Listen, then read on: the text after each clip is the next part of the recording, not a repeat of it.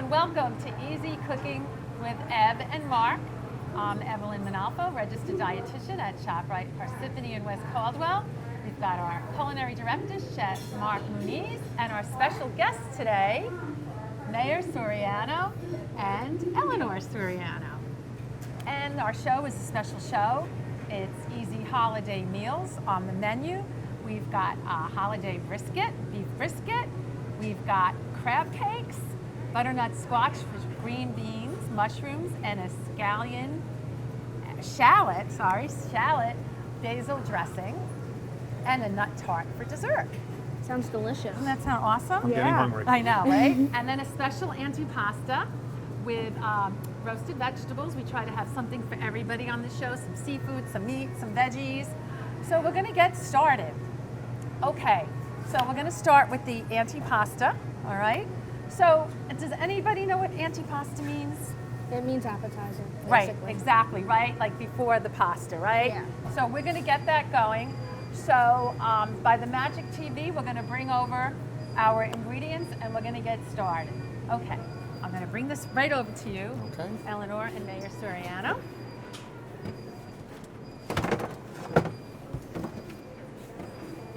Okay, thanks. All right.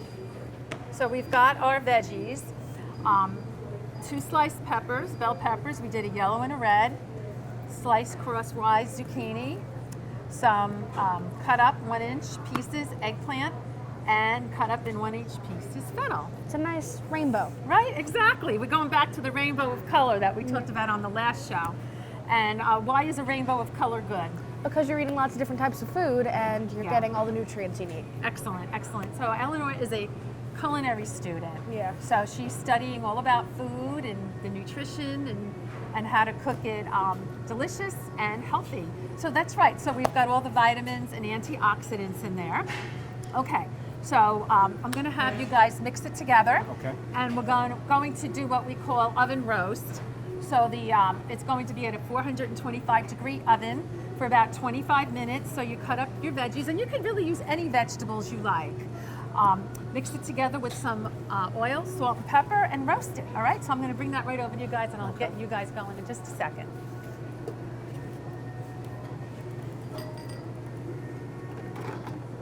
Okay. So you can, yeah. Go ahead and just pour that in the bowl. I'll hold the plate.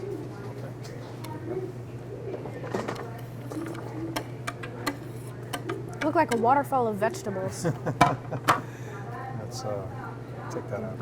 Okay. And that's it. And all these recipes we're doing today is available on ShopRite.com. I did notice on this particular recipe, it did not say to add oil, salt, and pepper before roasting, but I'm going to do that. It makes it really, really good. It adds a nice subtle but important flavor. Absolutely, I couldn't agree more, right? Because it's going to caramelize, and when a vegetable is caramelized, the natural sugars come out, and it just gives it a whole different flavor and texture. It's delicious. And it gives it a really nice color. It really does. Pour a little oil in there, and a little salt, if you could, please, and a little pepper.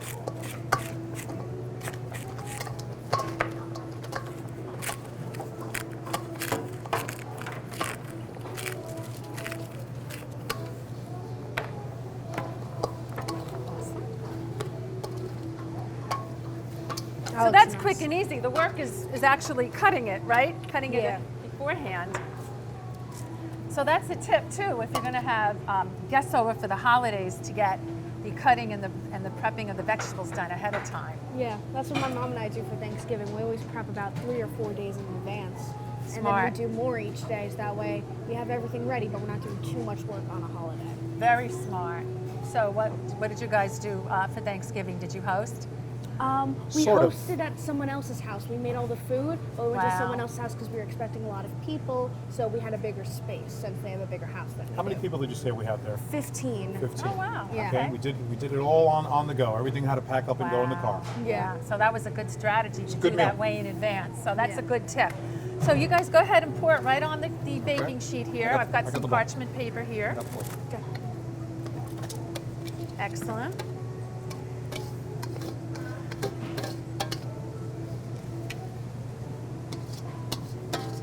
Perfect.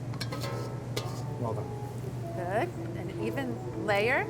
And you can pop that right into the oven. It's preheated at 425. Oh, yeah. All right, perfect. I got another one. Okay. Perfect. Excellent. Thank you so much. Nice and in the middle. Yes, There you go. exactly. All right. So, while that's roasting, we're going to make the dressing for it, okay? So I'm going to grab those ingredients and have you guys mix it together. Dad, you don't need to get every little bit out of the bowl. It doesn't look great. Okay.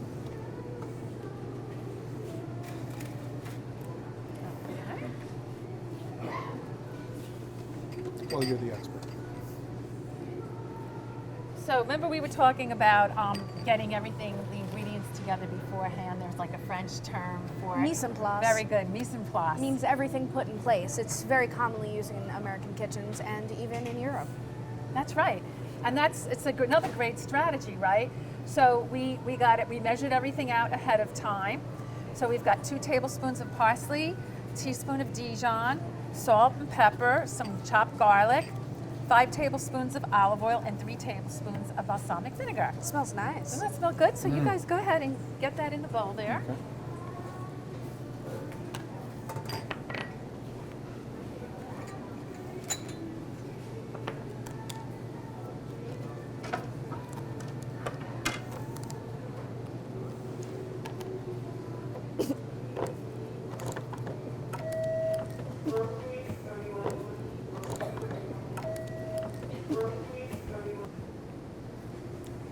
Mustard?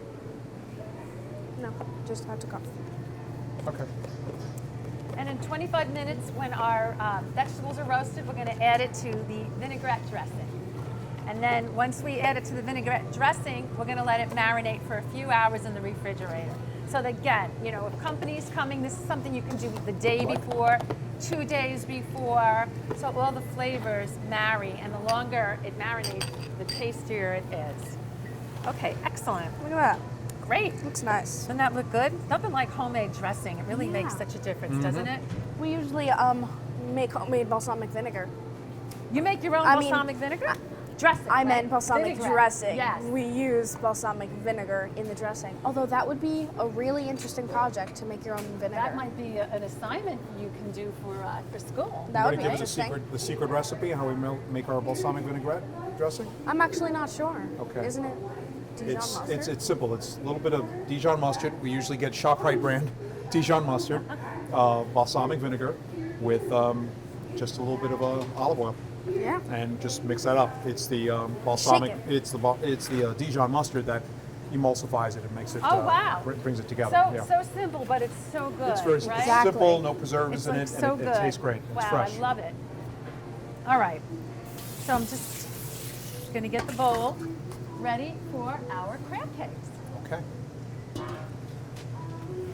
I try to have seafood on So the menu. crab cakes, I got hungry all of a I sudden. know, right? I'm ready for that. I know Mayor Soriano is a pescatarian. Yes. And for the holidays are special, and we always want to have something special for everybody. Exactly. So that way everyone gets something that they really like. So Exactly. everyone has a good time. For our carnivore in the house. Eleanor, we did the brisket. Mayor Soriano, we've got the crab cakes. So I'm going to get those ingredients together for you guys.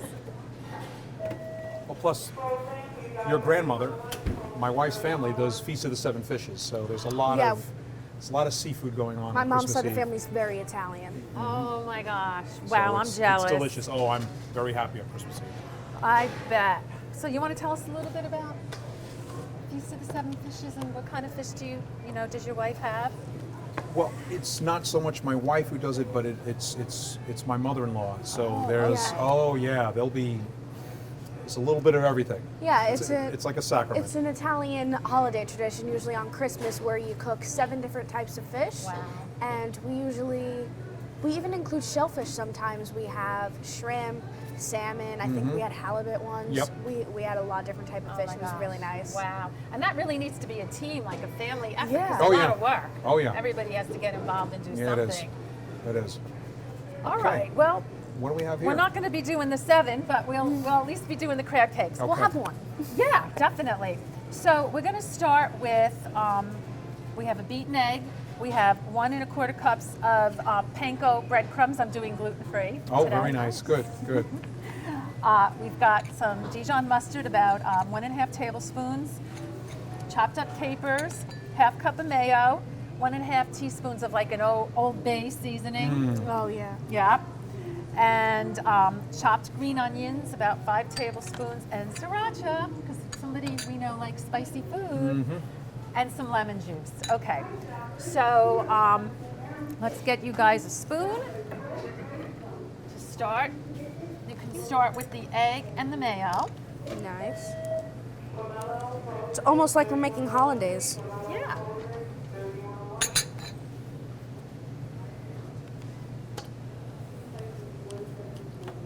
Okay, what's next after that? Okay, we said egg, mayo, and then everything else. You can just Okay. go ahead and put it all in there. Just dump it in. Okay. You're the chef. Not yet. Soon though. Well, let's just say you have a little more experience than I do. I'm gonna get all that sriracha out. Yeah. Want to get it all on? Yeah. All right, thank you, kiddo. Ready? Yeah. Awesome. Mix it up good. Okay. Thank you so much.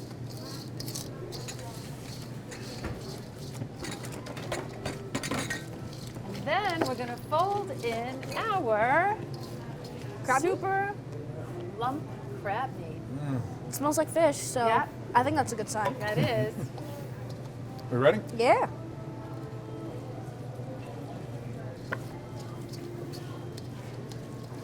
Do you want to mix it with this wooden spoon?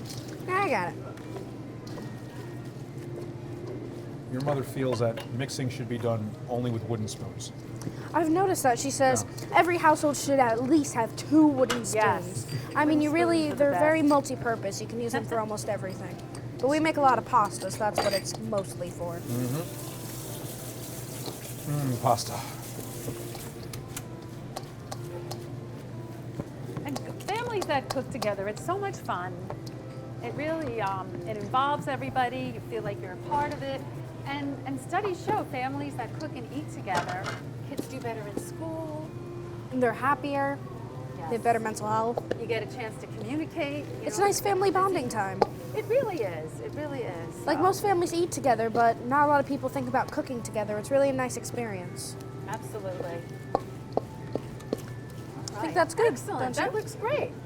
So now we are going to actually form the patties. Nice. Crab cakes.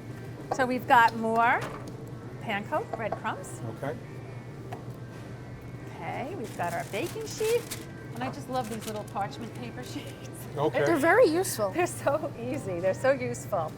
Okay, so I'm going to get some gloves. I'm going to demonstrate, and then I'm going to have you guys do it. Okay. Okay?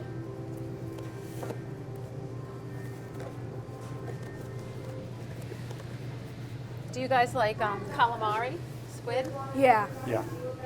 Did you ever do that for the 7th Yeah. edition? Oh, yeah. I like it grilled the best. You know, I don't eat too much seafood, but I do really like calamari. even though I like when Yeah. it's fried calamari, but I like it when it's grilled. Oh, Grilled. grilled is nice Grilled too. is just the flavor really comes out. Yeah, Yeah. that is so true. You know, and it's so true about calamari. I notice, like, even like when kids say they don't like fish, they will eat calamari, Oh, calamari. right? I do Sure. have my best friend. Calamari. She says I don't like seafood. I won't eat seafood, but I really do like Yeah. calamari. So mild and sweet and good. Yeah, it's perfect. Okay, so we've, like, you guys mixed it up for Okay. us. Good. So we're gonna make, ideally the recipe makes a dozen. Okay. That's a good amount. Yeah. It's just like, it's kind of easy. So one's being nice little Little patty Krabby shape. Patty. Yeah, Krabby Patty. Oh, what's a secret recipe to that, huh? Yeah, right. And that's it. Go You ahead, guys Eleanor. up for it? Up for the challenge? Yeah, I think so.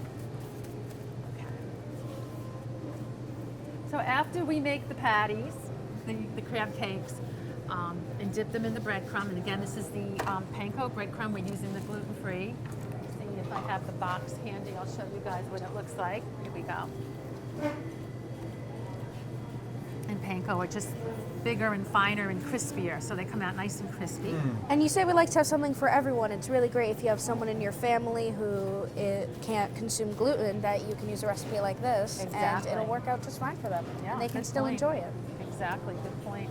So we've got we're gonna have something for vegetarians, pescatarians, carnivores, and gluten-free. There you go. And then once we get these made, we're going to refrigerate them for about 45 minutes, okay?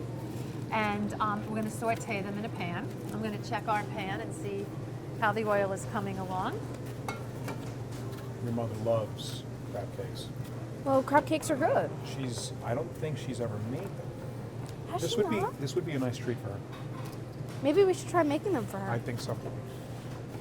I think she'd like that. That could be fun. We made some earlier, so they're nice and cold and refrigerated. Okay. Nice. And so when you refrigerate them, it really like comes together. It doesn't like fall apart when you cook it. Exactly, that's the whole point, exactly. Okay. This kind of reminds me of Rice Krispies. Well, you guys are making those. I'm gonna start these. Let's see how that goes. You want that to get sizzling? A little more heat should do it. Yeah. Put it up to high. So I'm gonna just go ahead and put these guys right in there. It's funny, you said ideally they would make 12. Over there when we made them, we had exactly 12. Oh, wow, And they're all perfect, good about job. the same size. They look beautiful. All right. So we're gonna let these get nice and golden brown. I think we're going to need a sponge. Now, while we are doing that, we're going to make the spicy salsa that goes with it. Very good. All right. So we're going to move over to our food processor. Got a little mini one over here. All right. And we will get our salsa mise en place set up that you did for us earlier, Eleanor. Okay. So, you want to put everything in there? Yeah. Okay. I didn't know food processors could be this small. I know, right? We sell them at ShopRite. Might have to get one. Yeah. Oh, good. Yeah. That's the chipotle and adobo, 2 tablespoons. Oh, adobo. Cup. Yeah. Okay. We use adobo a lot in our house. Oh, I love it. It's so good. It's like a smoky pepper. Yeah. All right, perfect. Good. So you put everything in there. There's some crushed red pepper, Lid. right? And the lid. Perfect. A chunky salsa. Sriracha. I'm not sure that's on right. Yeah, it's a little tricky. Let's see. So we're going to process this, and it'll be ready to go. And we're going to serve it with our crab cakes, our antipasta. Chef Mark Muniz is going to do the brisket with Eleanor, and our beautiful butternut squash and green bean with the shallot and basil vinaigrette. And the nut tart. And the nut tart. And again, talk about gluten-free. The nut tart is gluten-free. The crust, I believe, is what? It's made of nuts. Exactly. Yeah. Exactly. So we're going to get that going, and you'll get to see that. And we're going to plate it up, and you're going to see how beautiful our holiday meal is. We'll be right back. How you doing? So we're doing a holiday tart today with mixed nuts, and we're going to do a heavy cream caramel filling. So my partner here is going to start mixing the crust. So we have whole butter, we have mixed nuts that we put in a food processor, mix them up just before they're fine, and we have some sugar. So we'll put that in the pan. We'll mix that together, and we're going to have our tart pan. So for this kind of tart pan, the easiest way to use this kind of tart pan is a removable bottom. So once you set up the pan in the tart with the bottom, you're able to remove it. So we're gonna we pre-sprayed this. We're gonna get this ready. We're gonna start mixing that. At the same time, we're gonna take some half and half and some dulce de leche. We're just gonna bring that just to simmer and start mixing that up. All we're really gonna do is just make sure the caramel is kind of broken up and incorporated in with the half and half. Doesn't really have to simmer at all. We just want to break that down nice. Even though caramel's tasty, you don't want giant lumps of it in there. Exactly. It's kind of exactly. gross. You want it to be nice and incorporated. Because what will happen is once this is incorporated with the other mixed nuts, which are a little more coarse chopped than our other nuts, then that's going to become the filling for the tart. So if you wanted to use like a caramel candy, you can also use that. Chef, am I mixing this in here? Or in Yes, here? you can mix it right into the half pan. That was satisfying. So we use a disposable pan, but you can use a mixing bowl, whatever you like to do. Whatever works. Exactly, whatever works. Like I said, make sure you pre-spray your pan prior to filling it with your crust. Or else it's gonna stick, and then your Right. pie's gonna break, and then you're not gonna have any fun. Exactly. So once I'm almost mixed with my caramel and my heavy cream, my half and half, I'm gonna put a little bit of vanilla in there. Keep incorporating that until it's smooth.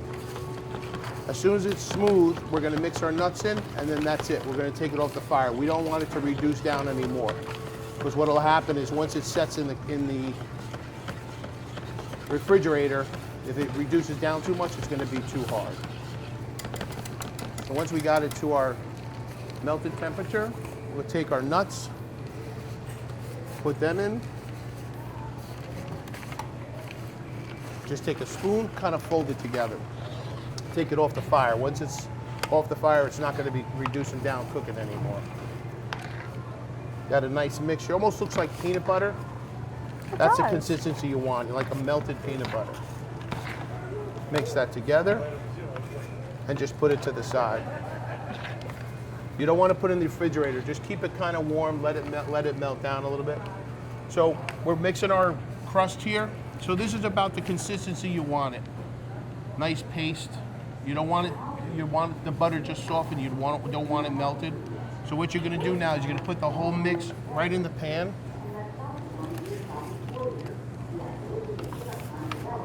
And you want to make sure that you don't have too big of pieces for the crust nuts. You want them nice and small, like the size of maybe a little bit small. So then all you're going to do now is we're just going to push it down. You keep pushing it from the middle out, and as you're going out, it's going to go up the walls of the crust pan, the tart pan.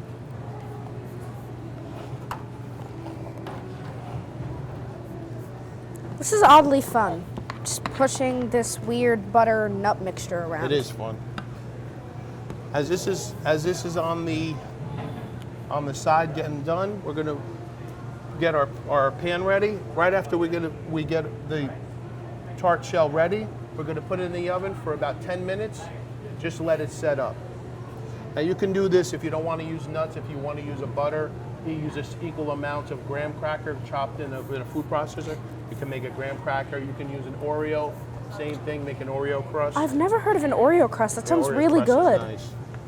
I've heard of a gingerbread crust where people Gingerbread crush crust up would be gingerbread. great. Absolutely. Okay, so then we have our tart shell all set up. So what we're gonna do, like I said, we'll put this in the oven. You put it in for 10 minutes.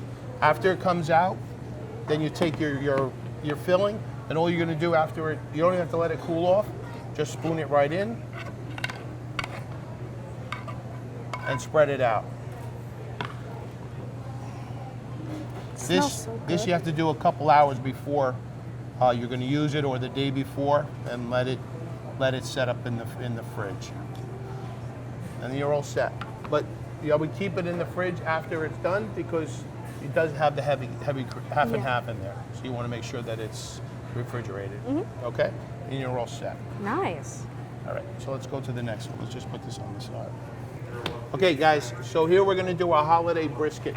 So basically what a brisket is the breast of the cow. So it's a kind of a tough part of the cow because obviously they're standing on their legs all the time, so it's a complicated part, so you got overlapping pieces. This is a first cut, so normally on a brisket you'll have another piece on here. This is just the leaner cut. So as far as the type of meat it goes, it's a tough part and it's lean. So what you're gonna have to do, the combination, so what you do is braising.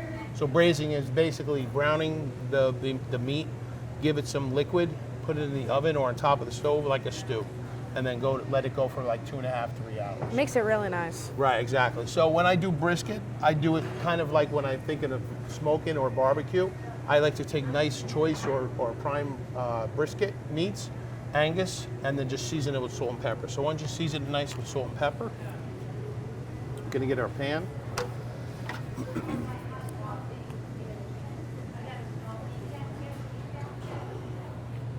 We started one ahead of time before, obviously, because this takes 3 hours, and for TV, we're not gonna sit here for 3 hours. Maybe just watch football for 3 hours, not watch a brisket for 3 hours. A chef may watch brisket for 3 hours. I'd watch brisket for 3 hours. So I had the pleasure of going to Texas a couple weeks ago, and Really? Central Texas is known for their barbecue for brisket and beef, and it's all they really use in Texas as far as seasoning goes, salt and pepper. They pride themselves on the quality of the meat. So that's the kind of the route I've gone. So once you get it nice and seasoned, there's a little bit of fat on it. There's always going to be a little bit of fat on. You want to leave that on, especially the first cut. It helps flavor it. Because there's not a lot of fat in there. If you have the other part on there, the point, there's going to be more fat in it, but this has it off. So what we're going to do is take this now. You could, as far as you have to brown it. Browning is going to do two things. It's going to give it more flavor, and it's going to give color to the sauce once it's done. So you can do it one of two ways. Have your roasting pan on top of the stove, brown it on top of the stove, or like I like to do, just take it, put it in a high oven, give it some color, bring it back out, get all your mirepoix and your vegetables in there, your liquid, cover it, boom, it's done. Sounds great. So we're going to get this in the oven.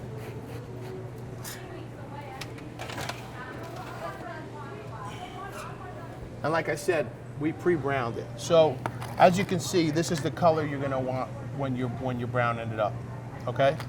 After you brown it up, what you're going to do is get your liquid in.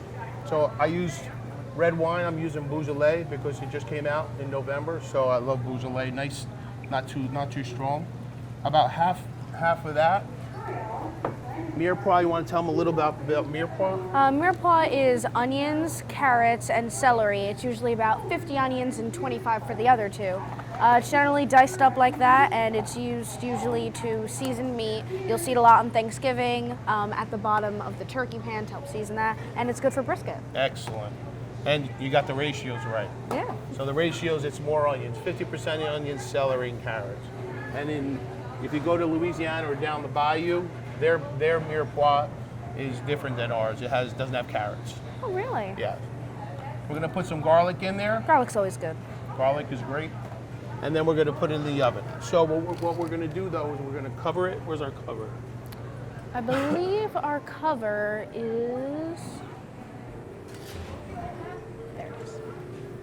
Now, a brisket this size is gonna take about 3 hours. Now, just to let you know about timing. Most of the time, chefs go by feel. If you don't want to go by feel and you want to go fail safe, 165 is cooked for meat. That everybody knows that. But in order for brisket or a stew or any kind of a meat that you're going to braise, it has to go beyond that, because what happens is it'll cook to its done temperature, let out all its liquid, but now you need time for it to come back in and really break down the fibers. So you want to cook it to around 190, 200. So if we were going to cook this live and it was tender, you would stick a probe in it and it would be around 200 degrees. So even when you're smoking meats, we always going to probe it, and it's going to be around 200 degrees. Sounds good. Yep. So this is, like I said, this will take about 3 hours. So we're going to put it in the oven, and in 3 hours it'll be done.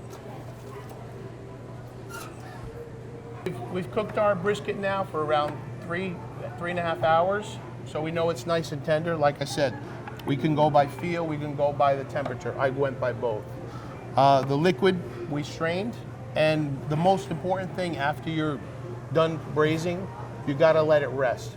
Just like any kind of meats, if you cut right into it, as soon as it comes out of the oven, Juices will go everywhere. juices are gonna go out. And it's going to be dry. Exactly. And no one wants dry meat. So you're gonna defeat your purpose of your braising in nice liquid and letting Yeah. it go to the right temperature. Be all that time wasted. So I'm just gonna cut this up.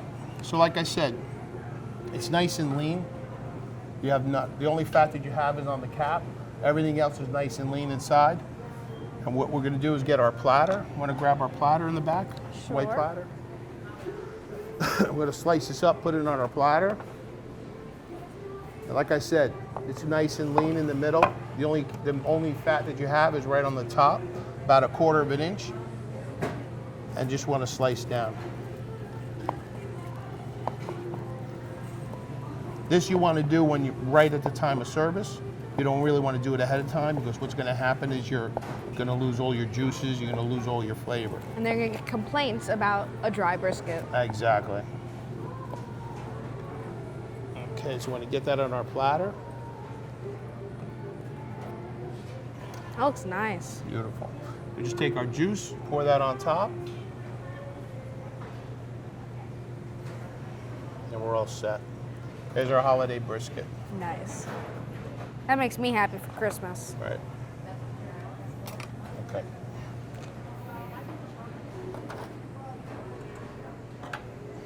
Welcome back. So we're gonna do our roasted squash, green beans, and mushrooms now. So what we're gonna start doing first, we're gonna chop our shallots for our vinaigrette that's gonna be mixed in later. And I'm gonna start doing my squash. So basically with a squash, and you can use any kind of squash you want. We have a butternut squash here, but you can use a acorn squash, anything you like. So basically with a squash, all you're gonna really do is cut the top and bottom off, make it stable, because you wanna make sure it's a hard vegetable and you wanna make sure it's stable and you don't cut yourself. What I like to do is just, in the bottom here, there's seeds, the top is a stem. So all I do is really separate the two. Start skinning our way down.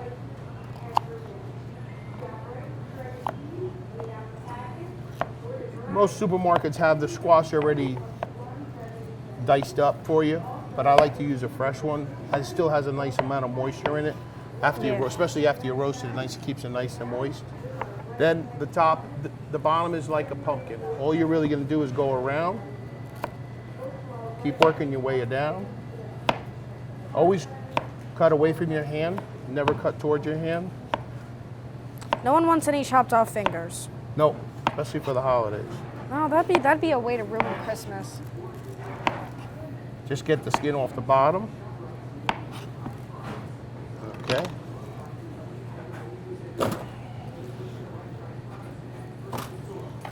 Cut the bottom in half, and then you got your seeds. So like I said, it's like a pumpkin, like a little pumpkin. So all you're gonna do is take a spoon, work your way around to get all the seeds out. Same thing on the other side. Work your way around to get all your seeds out.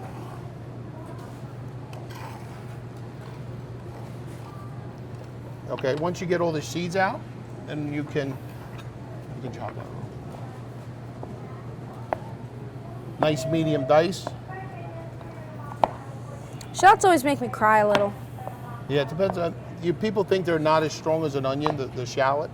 Basically, it's in the onion family, but it's a little bit sweeter in the taste, but it definitely is pungent as chopping a fresh onion. Although it can get bitter if you chop it a little weird. Yeah, And I then you mean, a cook lot it. of people, they use them in cooking for sauces and stuff because they cook up so nice. They cook do. up so sweet. And they're really great. So we get our squash chopped up nice and medium. You don't want it too small because once you put it in the oven, it's going to shrink up on you. And you're gonna have little tiny bits of squash. Right, and then you'll have mashed squash and you'll be making another vegetable. That'll be So interesting. then what we're going to do is take our squash, take a little bit of our oil, mix that in, a little bit of salt and pepper, take our squash, and what you're going to need is 2 different sheet pans or baking pans for one reason. They cook different times. So the squash is harder than your other vegetables. You always have to keep that in mind because if you mix them all together, your mushrooms are going to be way overdone by the time the squash is done. Ooh. So all we're going to do is mix this together, get that onto our sheet pan. Then we're going to take our green beans. We got fresh snipped green beans already. Those look nice. Yeah, they are nice. Get a little more salt and pepper.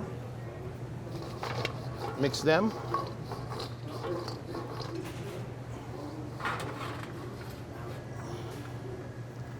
Get our mushrooms. We're getting baby portobello mushrooms. Nice. And you can use regular mushrooms, shiitake mushrooms, whatever you like. You want something a little more hearty or a little more body though, Yeah. especially when you're roasting them. Because then they're not going to cook well. Get them in. For the mushrooms, you want a little more oil because they tend to be a little bit drier. Yeah. And they let off a lot of their liquid. So put the rest of the oil on the side because we'll need that for our vinaigrette later. A little bit of more salt and pepper. Mix that together. So these will cook the same amount of time as the string beans. So we're going to mix those with our string beans.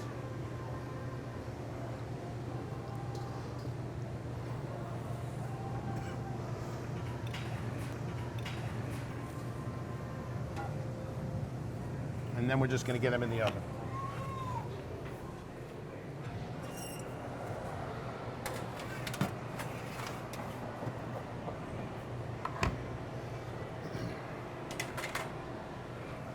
Okay, these are going to go for around 30 minutes. While they're going, we're going to go do our vinaigrette. You want to help me with the vinaigrette? Yeah, sure. Okay, so when you're doing your vinaigrette, any kind of vinaigrette, the first thing you want to do is take all your aromatics, any kind of honey or any kind of sugar or any kind of, mix that with the acid. So we're not going to use any, the only sugar we're going to use in this is just anything that's going to be part of the vegetables. Okay. So we're going to take our acid, which is our vinegar. Nice. We're Is using that red wine vinegar? Red wine vinegar. We're going to take our mustard, Dijon mustard. We'll whisk that together.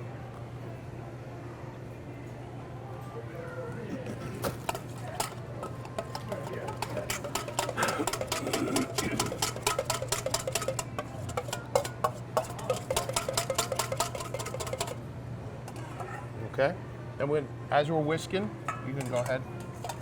We're going to drizzle in our oil. We're using a virgin olive oil. Virgin olive oil, you're really only going to use for flavoring. So it's like a sesame oil. You're really not going to cook it with it. It doesn't have a real high burn point, and it'll burn on you before you really get any kind of a cooking heat in there. But it does make things taste very nice. But it tastes great. That's the phenomenal part about it. Okay, once we get that, we can incorporate our shallots. Incorporate our basil. Ooh, basil. And then we're going to save that for our vegetables when they come out of the oven. That looks nice. Okay. Okay, so we had our vegetables all browned up nice, let them cool off. We put them on a nice serving platter, and now we're going to add our vinaigrette right to our vegetables. I'll give you a spoon. There you go. Thank you.